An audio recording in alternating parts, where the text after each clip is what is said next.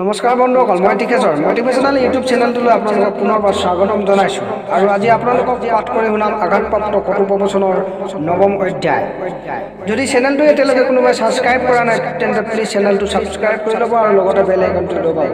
তো আজি আহক শুনো আঘাতপ্ৰাপ্ত কথোপকথনৰ ৯ম অধ্যায়। আজি আমাৰ দেশ আৰু সমাজত কেৱল কথা ক'ব পৰাই নহয়, বৰং অলপ ভাল কাম কৰি দেখুৱাব পৰা ব্যক্তিৰো আৱশ্যক আছে। এইটো নাভাবিব যে দেশ আৰু সমাজৰ পৰা আপুনি কি পাইছে, বৰং এইটো ভাবক যে দেশ আৰু সমাজক আপুনি কি দিছে আৰু কি শ্ৰেষ্ঠতা দিব পাৰে। সেইকাৰণে সদায় আপুনি অলপ এনে কৰক আৰু নিৰন্তৰে কৰি থাকক যাতে সমাজ আৰু দেশৰ ছবিক সলনি কৰিব। সমাজ আৰু দেশৰ ভাগ্য সলনি হ'ব, তেতিয়া আপোনাৰ দিনো নিজে নিজে সলনি হৈ যাব।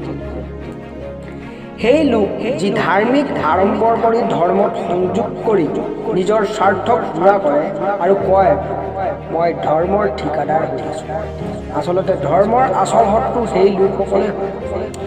যিদৰে আজি আমাৰ দেশৰ সম্পত্তি চোৰৰ পৰা নহয়, বৰং সেই ৰক্ষকসকলৰ পৰাহে বচাব লাগে, ঠিক সেইদৰে আপুনি যেতিয়া মানি ল'ব তেতিয়া আপুনি জানিব যে দেশৰ শত্ৰুৰ পৰা নহয়, বৰং দেশৰ বেইমানৰ পৰাহে বিপদ হয়। তেনেদৰে আপুনি ভাবিব, তেতিয়া পাব যে এটা ধৰ্ম কোনো অন্য ধৰ্মৰ পৰা নহয়, ধৰ্মৰ ঠিকাদাৰসকলৰ পৰাহে বিপদত পৰে। যিকোনো ধৰ্মৰ শত্ৰু নাস্তিক লোক নহয়, বৰং ধৰ্মৰ ঠিকাদাৰ বুলি কোৱা তথাকথিত আস্তিক লোকসকলহে হয়, যি চুৰ কৰি নিজে মাত লগাই জাগি থাকে। আমি এনে পাখণ্ড মানৱতা, সমাজ, ধৰ্ম আৰু দেশৰ শত্ৰুৰ পৰা সাৱধান হৈ থকাটো বহুত আৱশ্যক।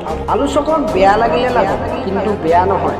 সঠিক দৃষ্টিত তেওঁলোক আমাৰ জীৱনৰ পথ প্ৰদৰ্শকহে।